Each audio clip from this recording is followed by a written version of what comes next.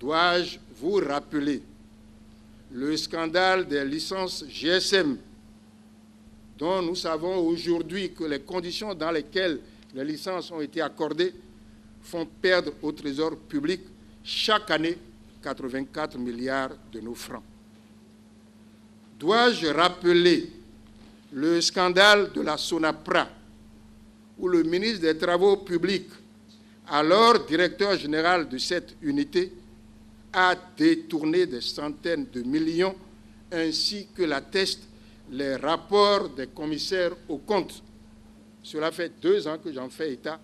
Personne n'a encore levé le plus petit doigt pour m'apporter la contradiction. Dois-je rappeler plus près de vous encore le scandale de la SENSAD, avec les surfacturations, CIC, salle des conférences et les exonérations accordées à tour de bras aux amis? Dois-je vous parler du scandale du patrimoine immobilier de l'État? Cela viendra bientôt, car comme vous le savez, l'État est propriétaire de vastes domaines sur le front de mer de Cotonou. Et cela coûte cher.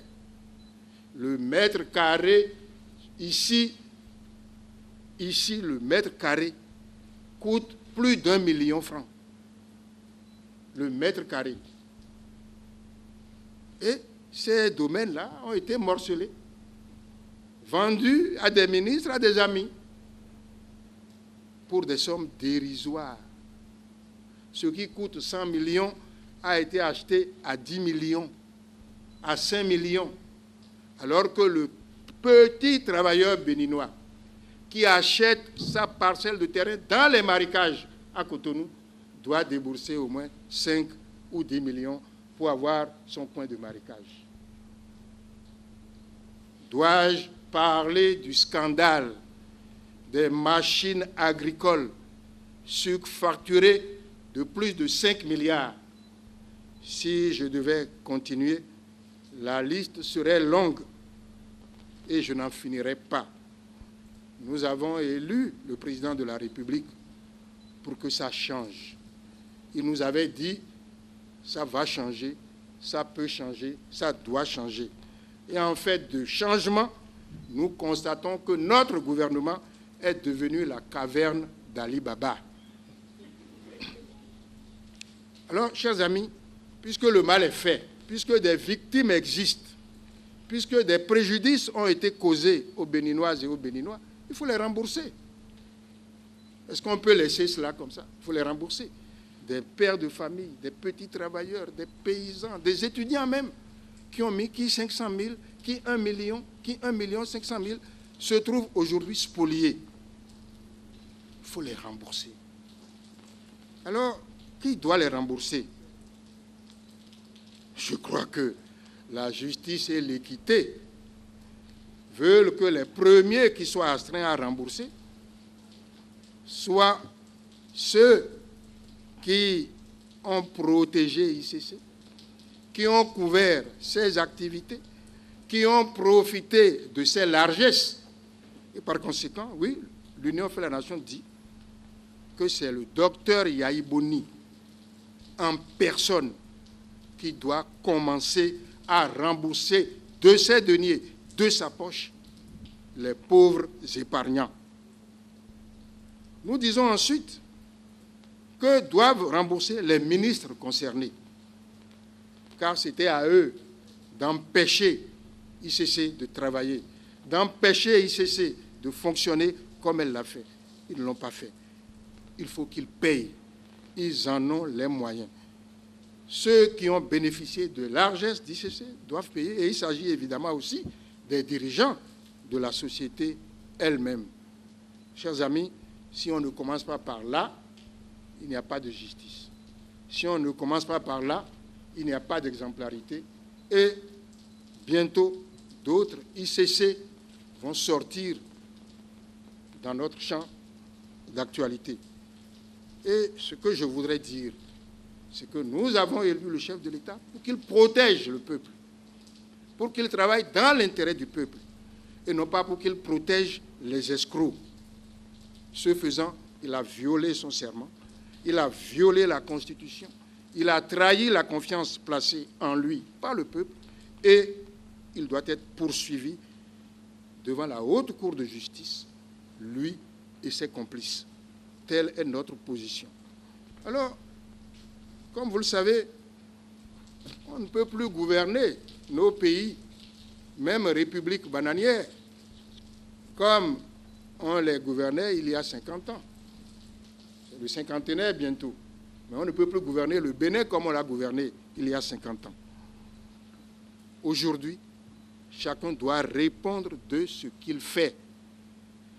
Et c'est parce que le gouvernement sait que la sanction est inéluctable, qu'elle tombera tôt ou tard, que le gouvernement est en train de s'agiter pour retarder l'échéance, pour étouffer la vérité.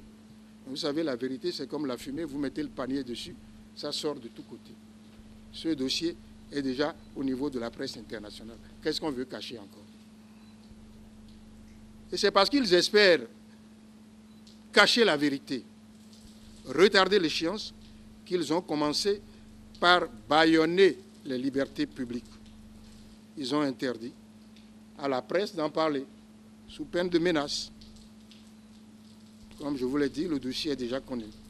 Ils interdisent aux victimes de s'organiser pour défendre leurs intérêts. Ils sont obligés, pour se défendre, de rentrer dans les structures préparées par l'État. Et le gouvernement organise des marches bidons pour camoufler le crime économique.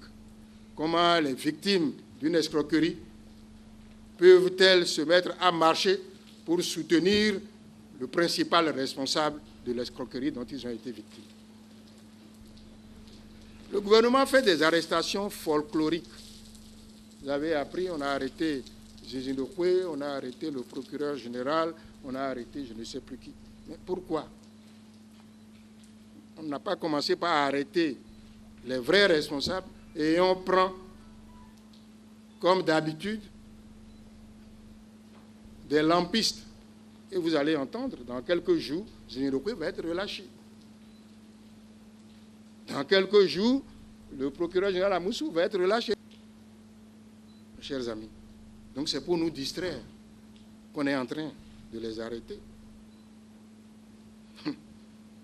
Nous savons que Lawani a ouvert un cabinet de consultants et qu'il pratique tranquillement au Bénin, malgré les forfaits que le chef de l'État lui-même lui a reprochés.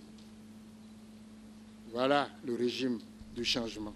Ils font des perquisitions pour que le bon peuple croit qu'ils sont à la recherche des éléments constitutifs du délit.